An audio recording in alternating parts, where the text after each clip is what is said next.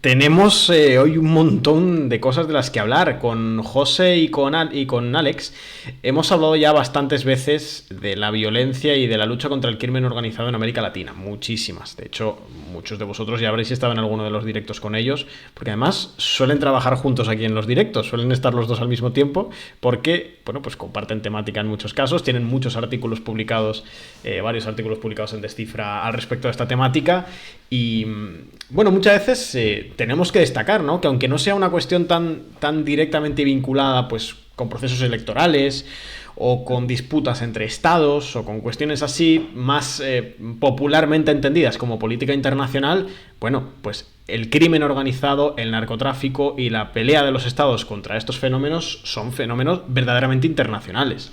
Y con internacionales nos referimos a que entran en juego actores transnacionales, como son las bandas, y actores estatales que en muchos casos pelean con las mismas bandas o con subdivisiones de las mismas bandas, e incluso con procesos de coordinación o de intercambio de inteligencia. Bueno, son muchas cuestiones que hacen a la parte internacional de este proceso. En concreto de Ecuador, creo que también, tanto con José como con Alex, no sé si alguno justo no estabais ese día, pero creo que con los dos hemos hablado de la violencia en el país, del auge de la violencia en el país, tanto cronológicamente como qué bandas vinculadas al narcotráfico fueron importantes para entender el auge de la violencia en Ecuador, que sabéis que tiene 7, 8 años, absolutamente descontrolado, que era un país que históricamente, en lo que hace, en lo que respecta al grueso de la región latinoamericana, no había tenido este problema en una magnitud muy importante, y que sin embargo se desató, y es muy importante entender algunas de sus causas, ¿no? José, por ejemplo, en un artículo me acuerdo que planteaba, por ejemplo, la importancia de los puertos en este sentido, como vías de entrada de... Bueno, evidentemente, cuestiones del narcotráfico pues tienen mucho que ver los puertos, pero también nos han querido contar algunos aspectos que ayudan a entender el contexto más inmediato, que fue lo que pasó ayer. Ayer salieron, bueno, ayer, en los últimos días 7 y 8 de enero, se escaparon de la prisión dos líderes muy importantes de bandas vinculadas al crimen organizado en sus respectivas prisiones en Ecuador. Así que, bueno, más allá de que ayer ya contamos la última hora, digamos, de lo que había estado pasando, sobre todo en ese mismo día, os contamos lo que ocurrió en la televisión, en la universidad, en distintos puntos a lo largo de Ecuador. Creo que sería interesante tocar varios puntos, pero de inicio os lanzo esa pregunta a los dos, al respecto de qué es lo que ha cambiado en los últimos años en Ecuador para que podamos haber visto este auge de la violencia en los términos en los que lo hemos vivido. No sé, Alex, José, ¿alguno que queráis agarrar la pregunta? Bueno, para empezar, las causas de fondo de este aumento de la violencia en Ecuador ya no son solo locales, que también, sino internacionales, porque en estos últimos años, con la expansión del mercado de la cocaína a nivel global, eh, han empezado a ponderarse actores que hasta el momento se habían mantenido en un perfil más bajo. Y Ecuador mm, es calcado a este esquema que estoy exponiendo, ya que históricamente era, por decirlo de algún modo, era como un patio trasero donde narcotraficantes colombianos, peruanos, realizaban sus actividades de contrabando y en muchas ocasiones se escapaban de la justicia de sus países. Esto empieza a cambiar por los 90, que es cuando se derrumban los principales cárteles en Colombia y se produce este proceso de fragmentación. Y poco a poco la posición geoestratégica que tiene Ecuador cerca del Canal de Panamá, mirando al Pacífico y un estado pequeño, porque hay que entender que Ecuador en su día fue concebido como un estado tapón entre lo que era el virreinato del Perú y la Nueva Granada. Entonces, esto ha hecho que a medida que se van incorporando más actores a este lucrativo negocio, y por otra parte, el, el Estado y la sociedad tampoco no ha estado acostumbrado históricamente a este tipo de bandas, pues han ido proliferando poco a poco. Y en este contexto hay que introducir aquí a los cárteles mexicanos, ya que para finales de los 90 los cárteles mexicanos ya empezaban a ser el monstruo que es hoy en día y empezaban a actuar como multinacionales y al mismo tiempo como ejércitos. Entonces, un reto estratégico que tenían estos cárteles era influenciar en lo que son sus fuentes de suministro, es decir, en Colombia, en Perú y en Bolivia. Y una puerta de entrada muy importante para influenciar allí era Ecuador, donde aún no existía esa infraestructura que sí que existía, por ejemplo, en Colombia, cosa que les facilitaba mucho la tarea. De ahí viene lo que es el germen de toda esta problemática, que es la banda de los choneros. Es el germen ya que el resto de bandas básicamente son extinciones de esta misma. Así que ahí podríamos encontrar la causa de fondo que lleva a Ecuador, un país que históricamente ha sido de los más pacíficos de América Latina, hasta el punto donde está hoy en día. No sé, José, si tú ves alguna otra clave que sumar a lo que ha planteado Alex. Por ejemplo, bueno, se ha debatido mucho últimamente sobre el desfinanciamiento de los últimos gobiernos en Ecuador al sistema penitenciario, el hecho de que las propias cárceles ecuatorianas parezcan a la luz de los acontecimientos de más de 400 muertos asesinados en realidad dentro de las cárceles en los últimos, si no me equivoco, desde 2019. Bueno, cuál es el estado un poco de las cárceles del sistema penitenciario en Ecuador, porque más allá de esta cifra que teníamos, bueno, en 2 días, dos huidas de dos figuras tan relevantes como son, si no me equivoco, eran el líder de los choneros y el líder de otra banda, ahora mismo no recuerdo el nombre, y además me acuerdo que en la noticia que publicábamos hoy comentabais cómo en el primero de los casos, quien es el líder de los choneros que escapa de su prisión, lo hace directamente por la puerta principal. Sí, a ver, en relación con el tema de las causas, como señalaba Los lobos, Alex, perdón, ahí me lo dicen en el chat, los lobos. sí, los lobos. Como decía Alex, hay causas tanto internas como externas. A nivel, a ver, obviamente las causas externas creo que tienen su relevancia, pero quizás yo señalaría ciertas cuestiones internas. Primeramente, habría que destacar que más o menos desde 2017 Ecuador está estancado económicamente y realmente posteriormente con la pandemia de COVID no ha sido algo que haya ayudado.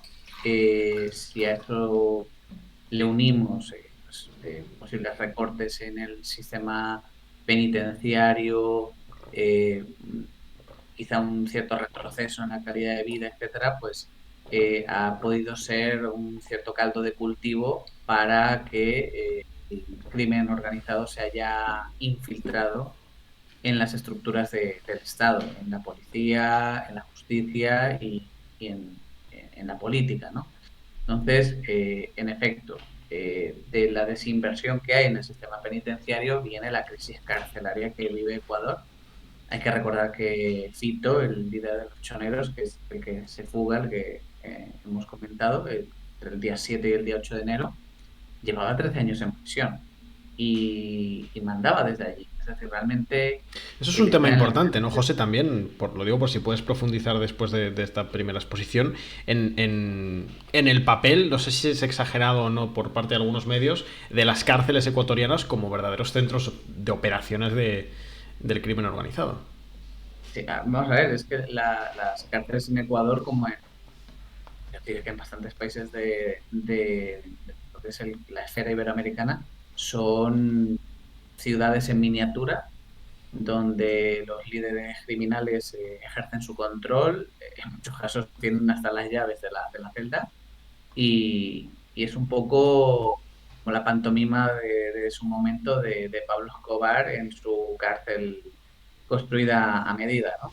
Entonces pensemos que si un líder como Fito ha estado 13 años en la cárcel y ha sido el líder, pues quiere decir que la cárcel no estaba cumpliendo mucho su función. Eh, es un poco como el ejemplo del Chapo. El Chapo también pasó mucho tiempo en la cárcel y eso no le quitó el liderazgo de la organización, salvo ya cuando ha sido extraditado a Estados Unidos, que ya ahí pues ha perdido todos los privilegios que tenía. Pero volviendo un poco al tema de las causas, en efecto, o sea, esa decadencia del sistema carcelario unido a un retroceso generalizado en el país ha ayudado bastante. Hay más cosas. También está la cuestión, por supuesto, de Ecuador como país dolarizado. Eso parece una tontería, pero no es lo Facilita, ¿no? suficiente. El juego del crimen Claro, organizado. a ver, está muy bien que a ti te paguen los pergamentos en pesos mexicanos, pero el peso mexicano, como el peso colombiano, como estas monedas regionales, son más vulnerables ante las fluctuaciones del cambio de moneda, mientras que el dólar se entiende que es una moneda más estable. Entonces, si directamente puedes, o sea, realmente Ecuador funciona como una gran lavadora de dinero y directamente lavas en dólares. Entonces, bueno, también eso puede explicar la presencia, parte de cárteles mexicanos, de organizaciones como la mafia albanesa, que también está presente en el país. Entonces, también hay que tomar en consideración que, comparativamente hablando, eh, enfrentarte a las autoridades colombianas, que son ya expertas en la lucha contra las FARC, el ELN, los cárteles de los 80 y parte de los 90. Es decir, te encuentras con un hueso muy duro de roer. Tienes también un ejército en Perú por el tema Sendero Luminoso y ciertos clanes que operan en el país, también está bastante acostumbradas bueno, a combate, vamos a decirlo así. Pero en cambio Ecuador no ha tenido ninguna amenaza de una guerrilla, de unos grupos muy potentes que hayan servido bueno, pues de unas fuerzas de seguridad desarrolladas. También, y aquí señalo dos aspectos más de carácter interno, creo que también tiene influencia que durante el gobierno de Rafael Correa hubo cierta mano izquierda o pues, se fue muy blandito con el tema de las pandillas hasta el punto de legalizarlas y bueno, casi que decir que son los Boy Scouts, ¿no? Creo que esto también les pudo dar cierto margen y lo señalo más que nada porque es algo a lo que se suele hacer referencia, pero también se suele hablar de que la retirada de la base militar estadounidense que estaba en Manta, si no me equivoco, pues también pudo jugar un papel, sobre todo en lo que es la introducción al país por mar y demás de cargamentos, ¿no? Entonces, coincido, como decía, con Alex, en que las cuestiones externas, la reconfiguración de las rutas, la expansión de los carteles mexicanos, creo que todo eso, la sobreproducción que hay actualmente de cocaína, creo que son factores que han ayudado a poner a Ecuador en el mapa de las rutas del narcotráfico, pero realmente creo que los factores internos, a mi modo de ver, han tenido el peso clave, ¿no?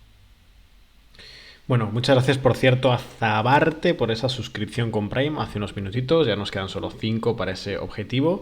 Hay varias preguntas en el chat, sobre todo alguna que otra, por ejemplo del propio Zabarte o de Decibe y de algún suscriptor más, sobre la influencia de Bukele en Daniel Noboa y de si podría Daniel Noboa como figura, como presidente y a través de su accionar de alguna forma buquelizarse. Ahora os voy a pasar esa pregunta, pero antes de nada os quería preguntar por otra cuestión previa, digamos, ¿no? Para dar todavía un poquito más de contexto antes de entrar más a lo que es el análisis de la presidencia de Noboa y otras cuestiones más regionales, que es todas estas bandas que están operando ahora mismo en Ecuador, pues sabemos los choneros, los lobos, los tiguerones, bueno, las bandas de las que hemos tenido noticias ayer. No sé si tenéis mentalmente alguna lista así rápida y si nos podríais hablar de alguna de ellas, ¿no? Los choneros, los lobos, entiendo que son las más importantes ahora mismo en Ecuador. No sé si podríais darnos alguna pista de dónde vienen, dónde nacen, dónde están expandidas, porque además, bueno, que los cárteles dentro de los cuales están inmersas porque parece una información que para los que seguís el tema muy de cerca es fácil relativamente fácil de seguir, pero bueno, para muchas personas que estén ahora viendo el directo puede que haya un poco de lío con estos nombres. Bueno, no sé si quieres empezar tú, Alex. Vale. Bueno, a ver. En Ecuador hay, a grosso modo, cuatro grandes pandillas que son los choneros, los lobos, los tiguerones y los lagartos. Después tienes más de 20 grupos que son los que ha declarado Noboa como terroristas, que en muchas ocasiones o son brazos armados de una de estas bandas o de algún modo u otro están asociados. El caso aquí es que en el crimen organizado en general y más en cuestión de pandillas es muy complicado saber si un grupo está aliado de otro, ya que son muy fluctuantes y a veces se puede dar una alianza en un municipio o en una prisión y en otra estarse matando. Podría pasar. Y que en un cambio brusco de liderazgo pasen de ser aliados a enemigos. Pero a grosso modo tienes estas cuatro. Las cuatro tienen presencia en las provincias de Guayas, que es donde está Guayaquil, Esmeraldas, Manabí, Santa Elena y El Oro. ¿Por qué? Pues porque son las provincias con acceso al Océano Pacífico y específicamente Guayaquil tiene el puerto más importante de la zona. Por tanto, su, su economía depende de tener presencia en ese puerto. Sin embargo, durante este periodo de mano izquierda que tuvo Rafael Correa, sí que es cierto que las pandillas también se empezaron a reformular a ellas mismas y empezaron a ponderar otras actividades como es la extorsión, la minería ilegal, la tala ilegal. Entonces eso hace que tengas presencia de estas pandillas en todas las regiones naturales de Ecuador, que son la costa, la cordillera y la selva. Entonces, bueno, procedo a explicar un poco Sí, sí, más o adelante. menos de dónde viene cada una de estas pandillas. La importante es los choneros. Los choneros es, como decía antes, el germen de todo este problema y surge en los años 90 y eran prácticamente, bueno, eran contratistas de los carteles colombianos que protegían sus productos cuando pasaban por Ecuador y les hacían de vigilancia cuando se querían escapar de la policía y las Fuerzas Armadas colombianas. Estos se empiezan a expandir en los años 90 con su fundador que era Teniente España, bueno, alias Teniente España, en una guerra contra otra de las pandillas que eran los queseros. De esta guerra hay que destacar su violencia. De hecho, cuando uno lo estudia, salta a la vista la falta de códigos. Es decir, evidentemente en una banda criminal la ética es lo de menos, pero si hay algo que ha caracterizado históricamente a muchas bandas criminales es el respeto por las familias del oponente, cosa que dota de unos ciertos límites a los enfrentamientos y que en este caso no se respetaron para nada. Así que con estos niveles de violencia, los choneros básicamente se hicieron con el país. ¿Qué pasa? Que Teniente España termina siendo asesinado y lo sustituye Rasquiña. Rasquiña es quien hace de los choneros lo que es hoy en día, ya que controla la pandilla desde la prisión y implanta este modelo depredador de la economía, que es el que nos ha llevado a lo que vivimos en el día de ayer. ¿Qué pasa? Que cuando muere Rasquiña, cuando es abatido, se genera un vacío de poder, lo cual clicas dentro de esta gran pandilla, pues entienden como un vacío de poder, ya que durante tantos años en este tipo de jerarquías todo pasaba por las manos de Rasquiña. Y esto se mezcla con el auge de la mafia albanesa y de el cártel Jalisco Nueva Generación. Y hasta entonces los choneros, bueno, y sigue siendo a día de hoy, ha actuado como un socio del cártel de Sinaloa. Así que estos factores hacen que en un momento dado, sobre 2019-2020, se extindan los lobos, los tiguerones y los chone killers. De estos actúan en lo que se hacen llamar nueva generación, aludiendo hasta cierto punto a su alianza con el cártel Tapatía. Y los más importantes son los lobos, que es donde a todas luces se concentra el poder. De hecho, fue el líder de los lobos, Fabricio Colompico, el que se escapó, aún no se sabe ni cuándo. Creo que fue la semana pasada, que fue el que salió por la puerta principal. No, disculpa, este fue el que se escapó segundo y se escapó con 30, ¿eh? Ah, Sí, sí, no, lo digo por precisar. sí, mejor me lo pones. Y ves que el resto de organizaciones, del resto de pandillas, ayudan en su operación. Por ejemplo, los Chone Killers son conocidos por su violencia, porque por incorporar algo que no se había visto nunca en Ecuador, pero que en México desgraciadamente es muy común, que es el ahorcar cuerpos, las decapitaciones. Entonces es como que cada pandilla tiene o su coto o una actividad en la que se especializa. Claro, dentro de esto nunca puedes estar seguro de quién es quién, de quién es leal a quién o quién deja de ser, ya que en este tipo de organizaciones el poder es muy fluido y está en constante negociación. Y finalmente tienes a los lagartos. Los lagartos son de las más veteranas pandillas que existen en Ecuador y en su día llegaron a ser un verdadero problema para los choneros.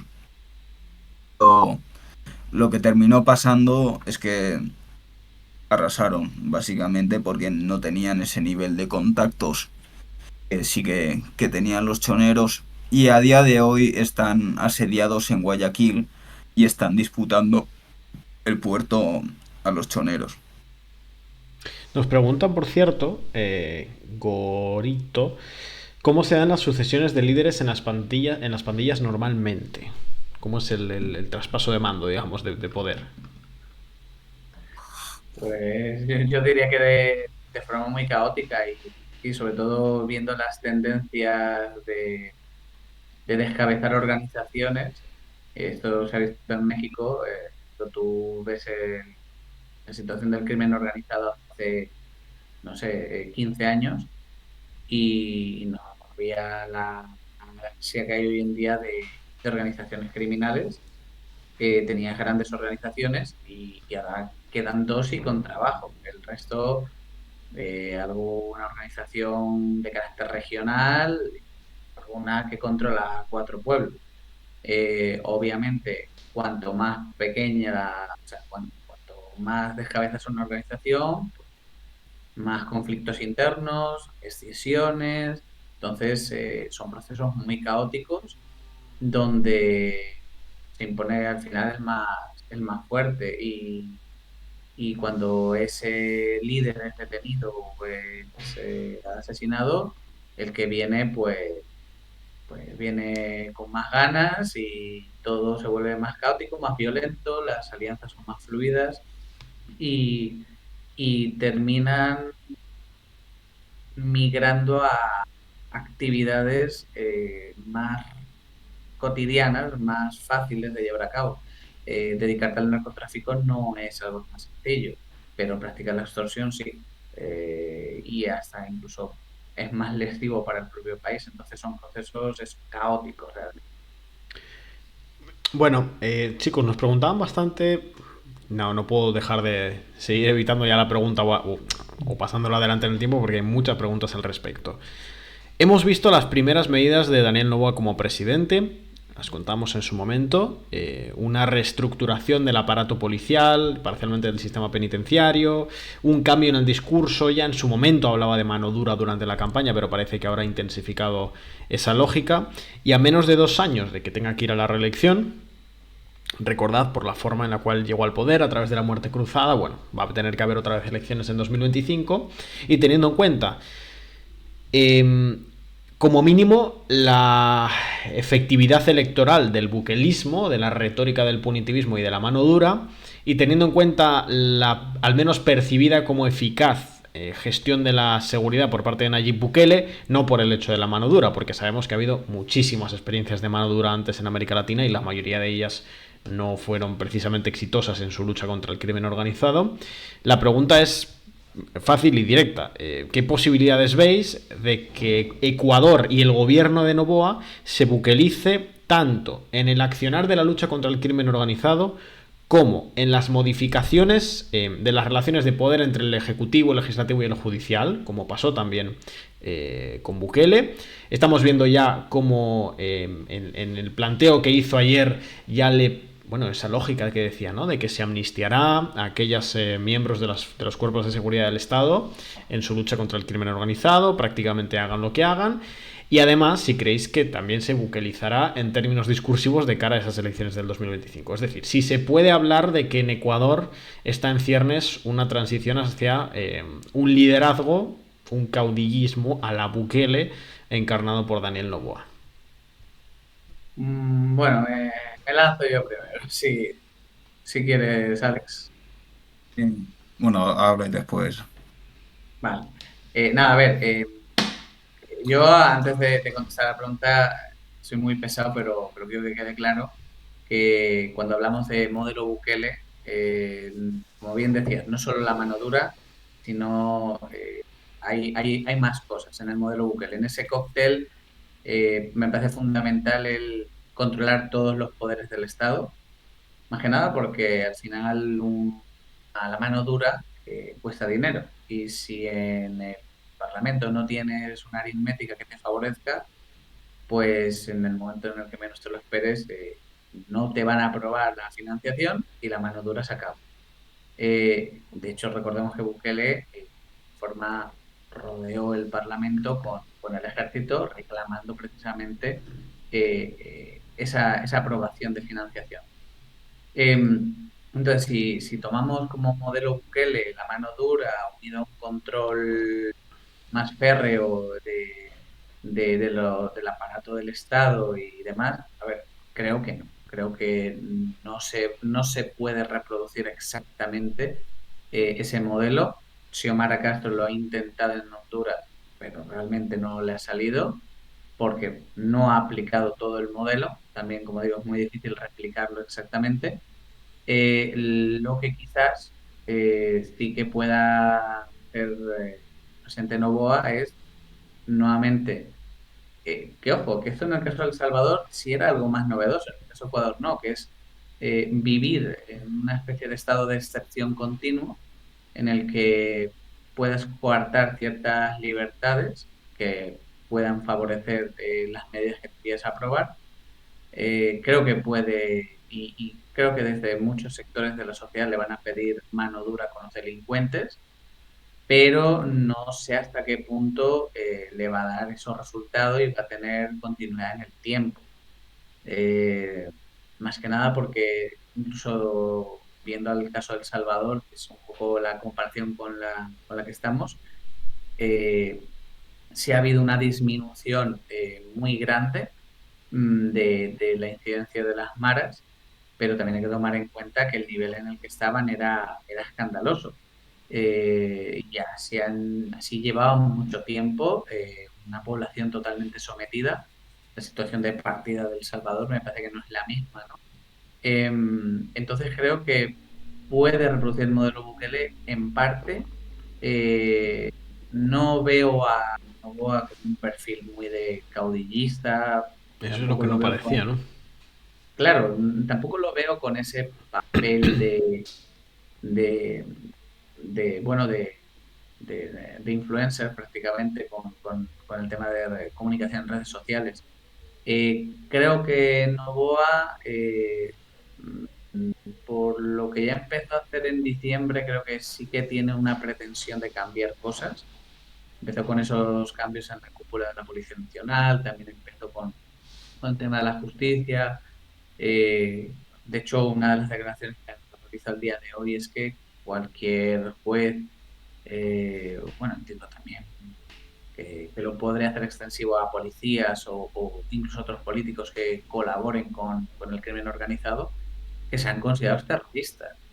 Esto también es un cambio en la dialéctica.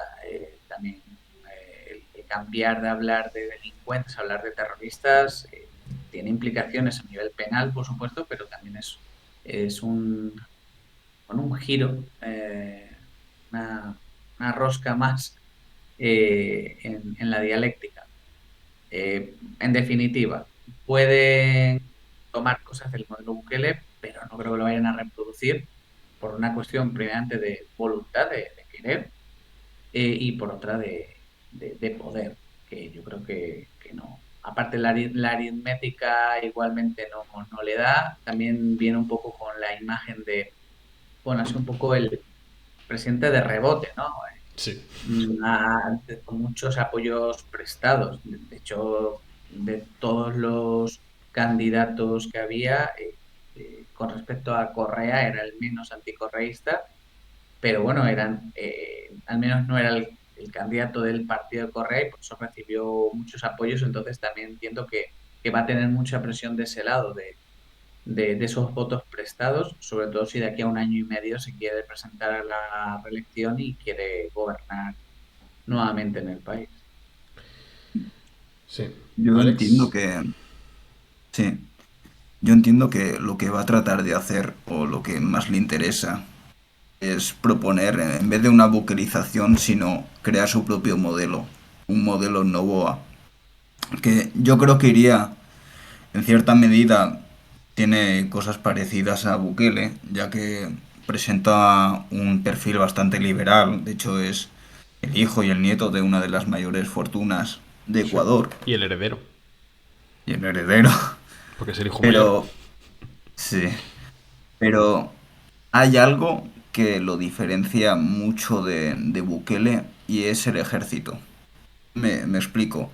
Bukele prácticamente depende de unas fuerzas armadas que son herederas de la guerra civil. Y de hecho, buena parte de su apoyo reside en las propias fuerzas armadas y en el dejarlas hacer.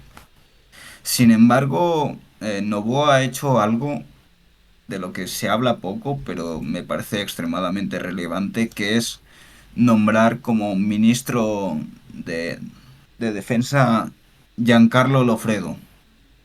Giancarlo Lofredo presenta un perfil muy interesante, ya que no es militar, lo cual rompe con toda la tradición que se tenía en Ecuador de nombrar militares como ministros de defensa. De hecho, Guillermo Lasso, cuando se enfrentó ante esta crisis de seguridad, nombró a Luis Lara Jaramillo, que era un militar de carrera experimentado en la guerra del Cenepa. Sin embargo, Lofredo es un empresario de seguridad, es un empresario del mercado de la seguridad y tiene muchos vínculos con Israel. De hecho, se le relaciona incluso con el Shin Bet. Y la forma que tiene Israel de gestionar sus problemas de seguridad es algo que en cierta medida se ha visto en América Latina, porque la presencia de instructores israelíes tanto en los ejércitos regulares como en el otro bando, en la criminalidad, está más que documentada. Pero el hecho de que coloque a alguien que es un empresario de este sector como ministro de Defensa y que trae una doctrina de Israel que no se parece en nada a lo habitual en el resto de ejércitos del mundo, me da a pensar que está tratando de generar su propio experimento. Y creo que esa denominación de terroristas a las pandillas apunta hacia ello. Bueno, a ver, vamos a ir a leer alguna pregunta más en el chat. Gracias, por cierto, a Santano por esa sub. Nos quedan ya solamente 4 para llegar a ese objetivo. Vamos a ver si alguien se anima a darnos ese apoyo. Ya sabéis que Descifrando la Guerra es un medio de análisis internacional totalmente independiente y que, bueno, pues para poder contaros todo lo que pasa en el mundo y hacerlo con el rigor y con la independencia que siempre intentamos mantener, y vosotros lo sabéis, los que nos veis aquí habitualmente, necesitamos seguir siendo económicamente independientes, ¿vale? Y una forma que tenéis de aportar vuestro granito de arena aquí al proyecto es aquí en Twitch. Así que si queréis darnos una suscripción aquí en el canal, nos vendría fantástico para llegar a ese objetivo. Y recordad que con Prime es totalmente gratuito. Si ya estáis suscritos a Amazon Prime, las suscripciones aquí en Twitch os salen gratis. Simplemente le tenéis que dar a suscribirse. Dentro de ahí, a la pestañita de Prime, encontraréis, bueno, es vincular vuestra cuenta de Amazon Prime con la de Twitch y la suscripción os sale gratis. Así que nada, muchísimas gracias si lo hacéis en este ratito y si nos ayudáis a llegar al objetivo. Nos pregunta Inmolsal. Dice, ¿qué diferencia hay entre enfrentarte a pandillas o a cárteles en términos de armamento o de fondos, por ejemplo, para realizar sobornos? Y se pregunta en ese caso que si en ese sentido Ecuador se parece más a México o se parece más a lo que en su momento era El Salvador. Uf, a ver, es complicada la pregunta. A ver, no, o sea, no se parece en nada a lo que hay en México porque, o sea, en México, igual que en Ecuador, hay organizaciones que controlan más o menos territorio. Lo que decía antes, en México tienes cárteles prácticamente que no deberían de llamarse ni cárteles, deberían de llamarse de otra manera, grupos criminales o como quieras, que a lo mejor controlan 5 pueblos. Pero es que ese grupo criminal posiblemente tiene miembros mejor formados, mayor acceso a armamento, a financiación. Es decir, aun pudiendo ser comparables, están como en otra división del crimen, vamos a decirlo así. En el caso incluso de las propias maras de Centroamérica y en el caso de las organizaciones criminales de Ecuador, son más peones de las grandes organizaciones criminales, en este caso de los cárteles mexicanos, son los que se dan de palos en el terreno eh, y de esa forma los cárteles de turno no, no, no se mojan, no pierden hombres. De hecho, el principal apoyo que tienen estas organizaciones criminales de Ecuador por parte de los cárteles mexicanos es en forma de dinero y de armamento. Eh, en estos años lo que sí que quizás ha habido ha sido bueno, una mayor mm, dotación, es decir, las organizaciones criminales ecuatorianas quizá cuentan ahora con mejor acceso a armamento para combatir a los rivales o a dinero para comprar voluntades que hace años. Pero aún así no llegan quizá al grado de operatividad, de capacidad de actuar sobre el terreno que tienen los cárteles en México. Eh, las maras igual son un actor que en muchas ocasiones actúa en función de los intereses de un cártel, digamos, a tipo, como un modelo subcontrata, pero normalmente las maras se mueven más en delitos como la extorsión, el robo, el narcomenudeo, etcétera. Entonces, quizá la diferencia que hay entre estas organizaciones criminales y los cárteles mexicanos es en cuestión de capacidades y de sofisticación. Yo quería añadir en ese sentido que yo clasificaría estas pandillas ecuatorianas como a medio camino, ya que evidentemente por, por la situación del país y por el contexto en el que se da, no puede llegar a tener esa fuerza que es que tienen los criminales mexicanos y ese acceso que parece casi limitado a armas y a fondos, pero lo que vivimos ayer y el modo de actuar, que, como ya he dicho, demuestra una influencia mexicana, porque esto desgraciadamente ocurre casi todos los meses en muchos estados mexicanos. em, Demuestra más otro hecho, que es que se han reportado presencia ya de laboratorios de cocaína en territorio ecuatoriano.